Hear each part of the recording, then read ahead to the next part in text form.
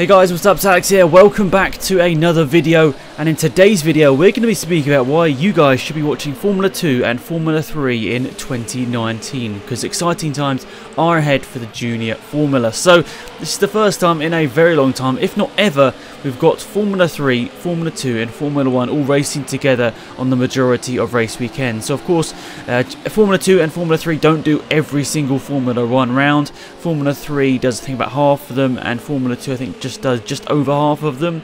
So it's going to be really interesting to see how these guys do over a very long season. I think Formula 2 has 20 races. Of course, they have 2 races per weekend, or over 20 races I should say, but it's going to be a very interesting 2019 season. So this video is going to briefly explain at least 5 reasons why you should be watching in this upcoming season. So let's jump into this video and start off with the first one on my list, and of course that is that you're going to be seeing the future Formula 1 stars before they actually get to Formula 1, and you can get to know them a little bit more. So possible future stars like Mick Schumacher, of course, Callum Ilott, Zhu from China, Seti Kamara from Brazil, and Mazepin from Russia. They're all possible people who could be in Formula 1 over the next couple of years. Of course, a big reason why people are going to be wanting to watch Formula 2, especially this season, is Mick Schumacher. Now, of course, a lot of fans for Mick Schumacher somewhat came out of nowhere, but of course Mick Schumacher has been a driver that's been racing for quite a few years now. So if you want to watch him before he inevitably gets to Formula 1, I'd say this is your best bet to see him possibly go for a championship yet again. So of course Schumacher won the 2018 FIA F3 European Championship. Now he's going for 2 in a row to try and win the FIA F2 Championship, which is a bit more of a world championship.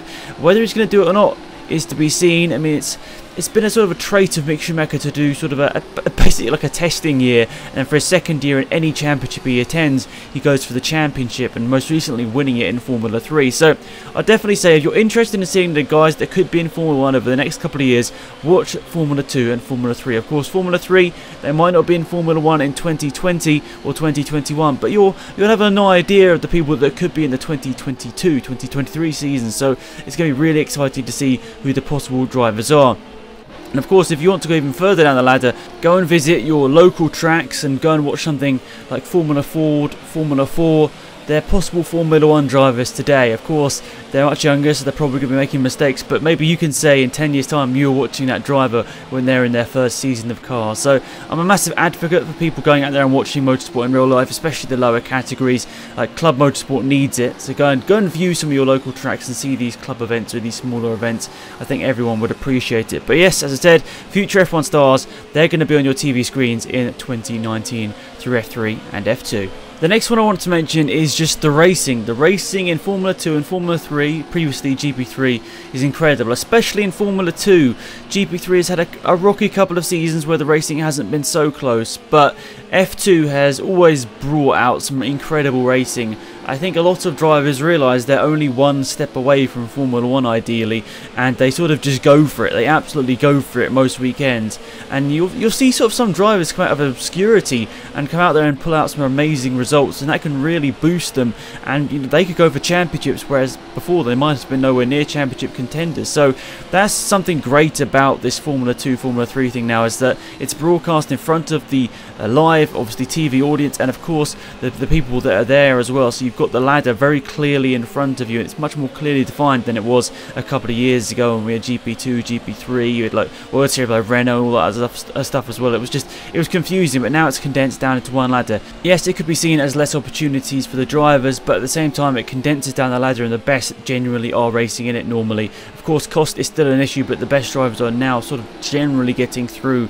to Formula 2. But of course, the racing is always there in my opinion. Formula 2 races are in a lot of ways more exciting than Formula 1. Maybe that's just because they're shorter races and the drivers are a little bit more, I guess, going for it is probably the best way of saying it. They're always out there trying to get the next position. So I think really Formula 2 is some of the best high-level single-seater racing you'll see, and of course, as every car is exactly the same, it provides much closer racing. So we've been mostly speaking about Formula 2, so I want to briefly speak about Formula 3. So if you watch the FIA F3 European Championship last year, you'll note there's some really incredible, talented drivers that are coming through the ranks who you might be surprised about, because they're only, like 17, 18 years of age, and they're already contending for one of the biggest championships in the world of motorsport. So there are two drivers I've got or a couple of drivers I should say, 4 drivers I've got on my list here. I've got my eyes on for this Formula 3 Championship coming up. So not everyone has been confirmed, but out of the drivers that have been confirmed, there are definitely 4 that sort of spike my attention as possible championship contenders.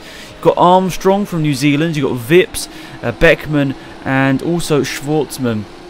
Those 4 guys across Formula 3 and GP3 last year were very, very quick, and I can see all of them going for a championship in 2019. So there's a couple of ideas for you guys that haven't watched Formula 3 or GP3 before. There are a couple of names you should be watching out for next year, because these guys are seriously talented. I mean, Beckman was in GP3 last year and he was winning races in a car that was nowhere near competitive enough to go for race victories, well, in the hands of his teammates at least. So he's someone definitely to watch now. He's in a good opportunity. And you've got the likes of Armstrong, he's a Ferrari Junior, Schwartzman is also a Ferrari Junior, and Vips is now a Red Bull Junior. So you've got some very junior drivers from the F1 program going through these ranks here, and it's going to be really exciting to see how they do in this upcoming season. And of course, quite a lot of pressure on them. We know that young driver academies are pretty ruthless, but we've also seen how great they can be through the likes of Lando Norris and even someone like George Russell over the last couple of years. And so these drivers, even though they're right at the start of their careers, in a way, already being picked up by Formula 1 teams, which is kind of crazy. I mean, Formula 1 teams are going even lower down now and picking up people in like Formula 4, which is insane to me that on like a national level that Ferrari and like Mercedes and Renault and all that lot are scouting, which is quite incredible really. So as I said, they're probably 4 I should watch out for if you're tuning into FIA F3 for the first time. Armstrong, Vips, Beckman and Schwartzman, very, very likely to all be going for the championship in 2019. Maybe you can let me know who your pick is. I mean, I'm a big fan of Armstrong. I think he's a very, very talented driver, and he sort of shows that with every car he jumps into, and he's very strong in his debut campaign in Formula 3. But that'll be interesting as well to see how he copes in a kind of new series. But yeah, they're forward to watching out for definitely in Formula 3. Something we touched on earlier as well actually is that there are 2 races for both Formula 2 and Formula 3. Now of course the Formula 3 European Championship used to run 3 races, but it was a little bit more interesting in Formula 2 and GP3 last year and Formula 3 this year, because they actually have like one reverse race. So the first race is sort of normal, that's like a feature race, but they have a sprint reverse race. And for me, the reversed sprint race always sort of throws up a little bit of drama, and I'm always excited to see what happens in these reversed races. And we've seen some very surprise winners in these sprint races in the past, and sometimes sprint races have sort of ignited certain people's careers, and they've gone on from being like a midfield driver in these junior categories to going on and racing in Formula 1. So I think that's so important. It gives new people an opportunity to be up the front of the grid, whereas sometimes they'll be battling towards the back end of the points. So even though the reverse grid of course isn't 100% a legitimate win if you do get one from like 8th place in the first race and getting onto a reverse grid pole, but the reverse grid always does cause some excitement, and the shorter races, as previously mentioned earlier, does make the driver sort of go for an overtake, whereas in Formula 1 they've got like 50 or 60 laps to go for an overtake. In these reverse sort of grid races, they're normally battling for what, a 25 lap race, and they're sort of trying to get past as quickly as possible because they know how short the race is in comparison. And of course the sprint races are even shorter, so it's definitely something to watch out for. 2 races a weekend, and of course if you're watching F3, F2 and F1, you're going to get 5 races for like one weekend, which is pretty incredible. I always love it when the F2 and the F3 sort of support a championship weekend in Formula 1, because I'm like, much more racing to watch, which is fantastic as a fan. So that's my 4th point on this list. It's just lots more racing to watch, and of course if you're a big motorsport fan like myself, you just love any sort of motorsport you can watch on TV, because unfortunately there's not too much of it nowadays, because lots of the big motorsport shows aren't being shown on TV anymore. They're sort of defunct, which is kind of sad.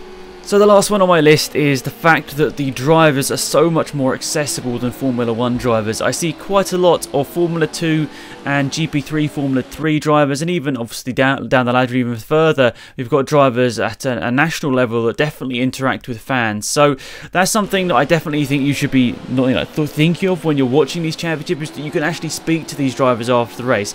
Of course, I'd never condone people going and like being rude to drivers who maybe had an accident or whatever in a race weekend. I'd never condone that, but it's always great to actually speak to drivers and just get into the mind of them and understand what they have to sort of physically go through as racing drivers. So I always find that really, really interesting, and I have been lucky enough to speak to some drivers myself through just the fact social media exists. So just always remember that when you're watching these F3 races, these F2 races, and of course even junior categories and below them, just think that you could always interact with these guys that you're seeing on your screens. And of course, if some of them go on to be in Formula 1, you can have that sort of, in a way, relationship with a Formula 1 driver. That's pretty cool, and I've been lucky enough, as I said already, to speak to some to fantastic drivers thanks to social media existing. So I definitely advise you guys to get interactive with guys on social media, especially the racing drivers you'll see on your screens. But that is pretty much it for this video. Thank you so much for watching. Hopefully you enjoyed it. Please do watch these races on either Sky or maybe an F1 TV Pro if you have that.